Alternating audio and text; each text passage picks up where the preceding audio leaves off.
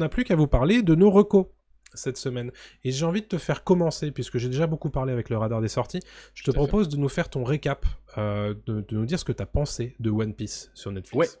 Ouais. Bah alors, je m'y attendais pas du tout, mais j'ai vraiment apprécié One Piece en live action sur Netflix. C'est sorti là jeudi dernier. J'étais même très frileux quand j'ai regardé la bande-annonce la première fois qui a été diffusée il y a quelques mois.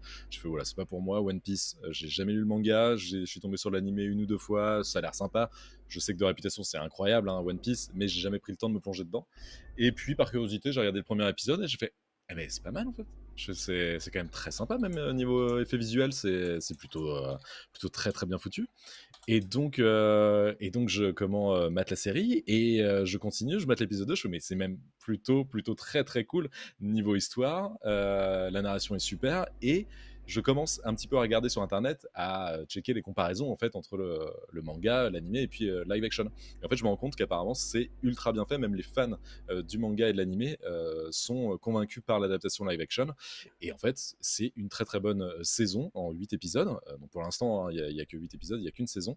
Mais j'ai vraiment apprécié, l'univers est super, bon, pour ceux qui connaissent pas One Piece, je le résume en 2 secondes, c'est Monkey D. Luffy, donc qui est un homme élastique parce qu'il a mangé un fruit du dragon qui s'appelle Gum Gum Fruit, qui lui permet en fait d'étirer son corps à l'infini. Et qui veut devenir le plus grand pirate de tous les temps. Je sais plus comment il le dit exactement. Enfin, Le roi des pirates. Le roi des pirates, merci, le roi des pirates.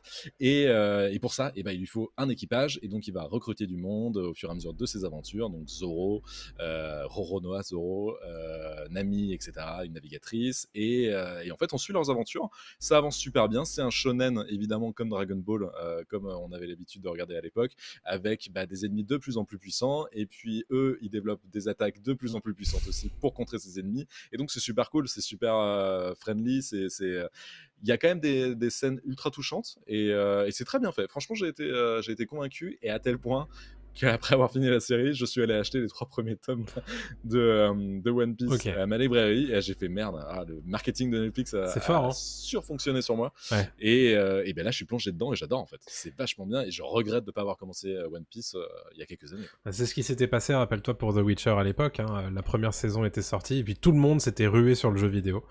Donc c'est un peu ce qui se passe là. Et en fait, moi, mon baromètre, c'est que pensent les amateurs du manga et de l'animé, de tout ça. Et j'ai l'impression qu'ils sont tous plus ou moins assez d'accord pour dire que c'est surprenamment bon. Pour une adaptation, alors évidemment il y a eu d'autres adaptations de manga et d'animé au cinéma et sur les plateformes, mais là pour un shonen, c'est vrai que c'est extrêmement bien adapté apparemment d'après les fans, quoi. Bon, on pense à Dragon Ball Evolution, c'était horrible. Death Note, on n'en parle même pas. Bleach, c'est compliqué. Enfin bref. Bleach est compliqué et tout, voilà. Et moi, ce qui m'a beaucoup surpris en fait, c'est que tu me dises, moi en tant que non lecteur et en tant que non visionneur de l'animé, c'est accessible pour moi et ça me plaît tellement que j'ai envie d'acheter les mangas, quoi. Ça, a l'air de rien, quand même, c'est un signal qui est très positif, quoi. Ben ouais, parce qu'en fait, tu sens qu'ils ont pris... Déjà, il faut préciser aussi que Eiichiro Oda, donc le mangaka qui a créé One Piece, a bossé en collaboration sur la série avec les créateurs de la série. Et à tel point qu'apparemment, il voulait pas que la série sorte tant que c'était pas exactement dans l'esprit du manga et de l'animé, quoi. Donc ça aussi, tu sens que derrière, ça rassure. C'est pas une adaptation faite à la va-vite. Et puis même, en plus de ça, ils ont lâché les thunes, hein. Franchement, ça leur a coûté...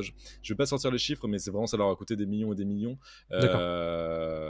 au moins dans les 20 millions par épisode peut-être, je sais plus. Quand même, une connerie. Ouais, non, vraiment, c'est une série qui a coûté un fric monstre, et donc ça se voit à l'écran aussi, quoi. Les effets spéciaux sont super propres, donc non, très bien.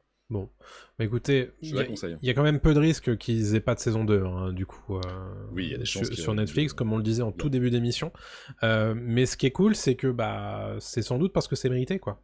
Oui, clairement. Donc moi ça m'a rendu curieux tout ça. Moi pareil, mais j'ai lu ni le manga ni regardé l'animé parce que en fait j'ai beaucoup de mal, il y a trop de trucs en fait. Il y a trop de mangas, il y a trop d'épisodes, c'est trop compliqué à s'y mettre, et donc du coup quand il y a trop, j'ai du mal à me lancer dedans. Et donc du coup peut-être que c'est une bonne porte d'entrée à cet univers là, donc écoutez, je me laisserai sans doute tenter. Et je termine juste là-dessus parce que voilà, après, on passe à Taroko. Mais pour avoir vu la première saison qui couvre quand même, bonne trentaine, quarantaine de chapitres, je pense, du manga. Ah oui. Ils accélèrent hein, quand même, tu le sens, hein, des Ouais, fois, ouais, ouais. ils ont besoin, pour la narration est C'est différente aussi normal. hein, dans une série. Et bien, en ayant lu les 2 premiers mangas, ça couvre à peine le premier épisode, deuxième épisode, et, Hmm. et tu sens en fait que c'est très fidèle. Maintenant, après avoir vu la série, tu vois le truc et tu fais ouais, c'est franchement super fidèle, Ouais. mais ils ont twisté quelques phases, ils ont ramassé certains trucs pour que ça aille Ok. plus vite et que ce soit plus fluide, et en fait, c'est super intelligent et ça marche très très bien quoi. Bah, ils ont Donc ouais, non. raison.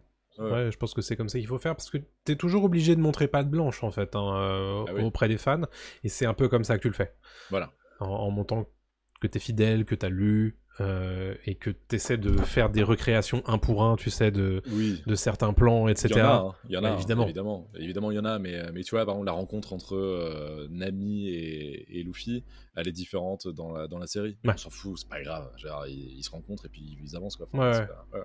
Ok, bah Mm, super. Bon, je vous dirai ce que j'en aurais pensé peut-être plus tard quand j'aurai regardé un petit peu.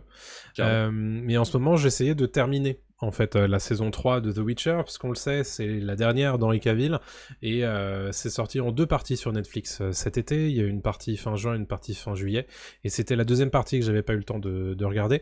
Et donc c'est chose faite. Et honnêtement, la saison 3 de The Witcher, c'est compliqué. Ah, pourquoi? Parce que bon, la saison 2 était déjà pas géniale. Ouais. Et la saison 3, elle continue un petit peu dans cette pente un petit peu savonneuse qui est qu'il se passe des choses autour de personnages dont on se fout. Et ça, c'est compliqué. Parce que en fait, le personnage de Geralt de Rive, évidemment, il est intéressant.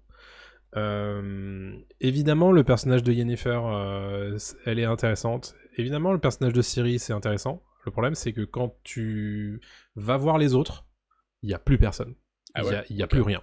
Et donc du coup, il y a spécifiquement un moment dans l'épisode 6 où c'est une grande bataille qui est censée être hyper impressionnante et qui est censée avoir énormément de suspense et qui est censée être, voilà, t'en mettre plein la vue et en fait, tu t'en tapes parce que ça arrive à des personnages dont on Qui se t'intéresse tape. pas? Et Ouais. vraiment, c'est très compliqué, quoi. Et c'est censé être le grand adieu à Geralt et à Henry Cavill.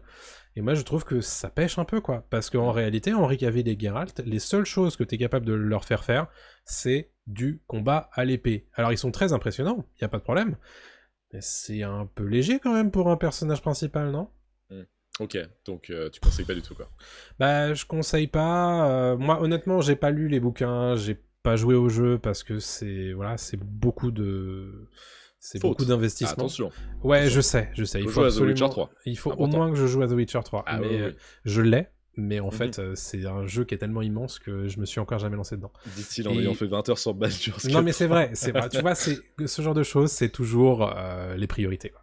Oui. Et ce qui se passe en fait, c'est que en tant que pur visionneur, on va dire occasionnel, Mhm. j'ai beaucoup de mal à trouver le cœur de cette série. Tu vois, Ok. c'est bien produit, il y a pas de problème. Il y a des effets spéciaux stylés, il y a des décors qui sont sympas, les acteurs ça joue plutôt correctement. Mais en fait, il est où le cœur? Ça manque J'arrive d'âme. pas, ouais, c'est ça. J'arrive pas à m'attacher à tout ça. Et quand il y a des moments tragiques et quand il y a des moments où t'es censé chialer et que ça ne me touche pas, je me dis qu'ils ont raté quelque chose, Ouais, forcément. probablement. Ouais, forcément. Moi, ça m'avait fait ça pour les anneaux de pouvoir. Ouais, mais je comprends. Ça me Je touchait pas, comprends. tu vois. Tu vois. Ouais. Alors moi C'est joli, hein. ça me l'avait pas fait sur les Anneaux de pouvoir parce que tu vois j'ai un affect particulier pour cet univers que je n'ai pas pour The Witcher puisque j'ai ni lu les bouquins ni joué au jeu, mais Bien sûr. quelque part ça veut pas dire que tu vois mon avis est moins valable que les autres. Il y a des gens qui regardent The Witcher et qui sont occasionnels et qui ont jamais joué ou lu ces bouquins et je pense que enfin, moi il me manque quelque chose dans The Witcher et je sais pas. Alors, je vais regarder la saison 4 probablement parce que j'ai envie de voir comment ils vont gérer l'arrivée de Liam Hemsworth. Mais ça me donne pas confiance, quoi. Tu penses qu'ils vont tenir avec la 4? Moi, je pense que ça va être la dernière. Bah, tu te rappelles d'une brève précédemment dans Pop News où on nous disait qu'il y avait déjà probablement sur les rangs une saison 5 qui serait tournée Oui. en même temps que la saison 4. Donc j'ai l'impression qu'ils y croient encore. Mais moi, il me manque quelque chose. Il me manque... je sais pas où se passe l'action, par exemple, la plupart du temps.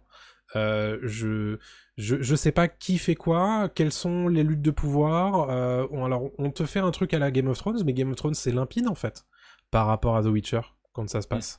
Mais par rapport.